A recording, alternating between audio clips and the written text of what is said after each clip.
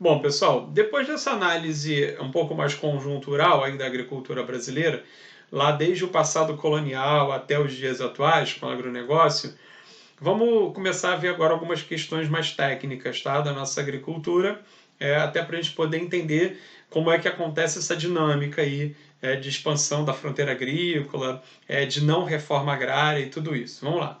Primeiro conceito importante que a gente precisa trabalhar é o conceito de módulo rural. O que é o módulo rural?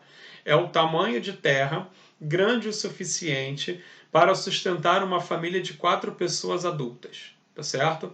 Então, eu tenho que estabelecer numa propriedade qual é o tamanho de terra suficiente para 4 pessoas adultas viverem daquele pedaço ali sem precisar recorrer a mais nada. Então eu vou analisar disponibilidade de água, tipo de solo, proximidade com o mercado consumidor. Percebam que é um conceito subjetivo. É difícil de você pensar num tamanho de terra assim muito específico que dê para 4 pessoas adultas, mas porque a primeira pergunta é essa, né? O que é suficiente? Quanto, né, seria isso suficiente para sustentar uma família de 4 pessoas adultas? É um conceito, né, muito abstrato, tá certo? Mas é um conceito que foi cunhado pela legislação para dar sentido à legislação da terra no Brasil, e é um conceito chave, tá? É um conceito importante esse conceito de módulo rural, porque é ele que vai nortear a unidade de medida, né, da terra no Brasil, e é ele que vai dizer se uma propriedade é pequena, média ou grande, tá certo? Ficou estabelecido a partir de 1988 que uma propriedade de até 4 módulos rurais é considerada pequena. Uma propriedade de 5 a 15 módulos rurais é considerada média. Acima disso é grande. Até 15 módulos rurais, uma propriedade pequena ou média, ela não pode ser desapropriada para fins de reforma agrária. Tá? Ela vai ser usada para lazer, ela vai ser usada lá para usos de frutos da família. A propriedade acima de 15 módulos rurais, ela pode ser desapropriada. Tá? Então, aí começa o trâmite da desapropriação. Primeiro deles, eu tenho que provar que essa terra, que essa propriedade, essa fazenda, que tem mais de 15 módulos rurais, ela não está sendo produtiva. Ou seja, ela não está produzindo o suficiente para uma família de 4 pessoas por módulo rural. Tudo bem? Então vamos construir um exemplo aqui. Imaginem uma fazenda com 100 módulos rurais. Ela pode ser desapropriada. Mas antes eu tenho que provar que ela não é produtiva, ou seja, que ela não está produzindo o suficiente para uma família de 4 pessoas por módulo rural. Tá?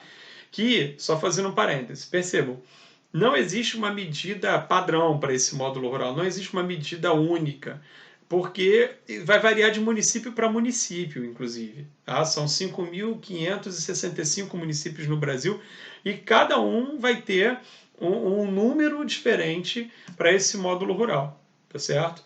E o número chama-se módulo fiscal, é o que vai para o documento da terra. Tá? Então, fechando parêntese, o conceito de módulo rural é subjetivo. Saber se uma terra está produzindo o suficiente para uma família de 4 pessoas também é algo muito abstrato, muito subjetivo. Então percebam já a dificuldade inicial da brincadeira. Provar que uma terra é improdutiva. O que isso significa? Provar que ela não está produzindo o suficiente para uma família de 4 pessoas por módulo rural. Olha como é confuso. Tá. Vamos supor que eu consegui. Beleza. Tá? Provei que a terra é improdutiva. A partir daí, o governo ele indeniza o proprietário de terras, e aí vem uma questão muito importante, porque muita gente acha que o governo toma a terra do proprietário para dar para os sem terra. Não, não é nada disso. O governo compra, o governo indeniza. E aí muitos proprietários vão dizer, mas é um preço baixo. Não, não é um preço baixo, é o preço baseado no valor que você paga no imposto, que é o chamado valor venal. Tá? Então, o proprietário reclama porque com o governo ele não pode especular, né? Ele não pode dizer, não, a terra é minha, eu vendo por, sei lá, 1 milhão. Não, o governo vai estar, você paga o imposto, no imposto você paga isso, então você vai receber o proporcional ao imposto que você paga. Tá? Bom, O governo paga, o camarada sai da terra e ele sai não, né? Porque muitas vezes o camarada nunca esteve na terra, ele tem aquilo ali como reserva de valor, que é uma questão seríssima também aqui no Brasil.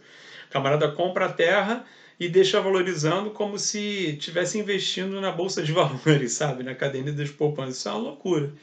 A terra é um bem de produção, né? O principal meio de produção que a gente tem, ele não devia servir para especulação, mas aqui no Brasil acontece. Em outros lugares do mundo também, tá? Mas aqui no Brasil isso é um problema muito sério. E aí, bom, uma vez que a terra agora está na mão do governo, está na mão do INCRA, na verdade, Instituto Nacional de Colonização e Reforma Agrária, eu divido a terra e crio o assentamento rural. Tá? O que é o assentamento? É exatamente essa terra que foi desapropriada, que agora está sob administração do INCRA e que vai ser dividido para trabalhadores rurais sem terra que estão numa lista, tá? Que o governo tem, que o INCRA tem, e que estão reivindicando são trabalhadores rurais, em tese, que estão reivindicando uma terra. Beleza, esse cara chega lá, ele recebe uma ajuda inicial do Estado e ele tem um prazo de 2 anos para começar a pagar pela terra. Aí vem uma outra questão importante. Muita gente diz que, ou quer passar para vocês, que o sem terra ele chega lá e ganha a terra de presente, né? Então, olha só o que eu construo, a ideia que eu construo. O governo desapropriou a terra, tomou a terra do antigo proprietário para dar para o sem terra. Não. O governo compra a terra do antigo proprietário, o governo coloca o trabalhador rural ali, mas o trabalhador rural ele tem que começar a pagar por aquela terra. É claro que ele vai ter ajuda, é claro que ele vai ter prazo para isso, o prazo é de até 20 anos, é mais ou menos o que acontece com a casa própria, mas ele não recebe a terra de graça. E quando ele quita o valor da terra total, aí sim ele ganha o título de propriedade, tá certo? Definitivo. Então é um processo, olha como é que é um processo burocrático, um processo confuso, um processo abstrato, um processo subjetivo, principalmente da definição se a terra é produtiva ou não. É por isso que isso se arrasta milhares de anos, milhares de anos, não é dizer óbvio, se arrasta por muito tempo, e é por isso que muitas vezes o sem terra perde a paciência. Tá? E aí ele ocupa a terra, na imprensa sai que o cara invade, né? Daí é uma sutileza do português, mas que faz toda a diferença. Eu não estou defendendo isso aqui, eu não estou dizendo que o sem terra tem mesmo lá que invadir propriedade, mas ele faz isso muitas vezes porque está num processo lá de 10, 20 anos que se arrasta na justiça, tá certo? Durante muito tempo, e o camarada, pô, meu irmão, isso tem que acontecer alguma coisa aqui. Então ele vai lá e entra, ele vai lá e invade muito para chamar a atenção, tá certo? Da imprensa mesmo, das autoridades, para que esses processos andem de maneira mais célere, andem de maneira mais rápida aí. Tudo bem? Vamos lá para o último vídeo agora.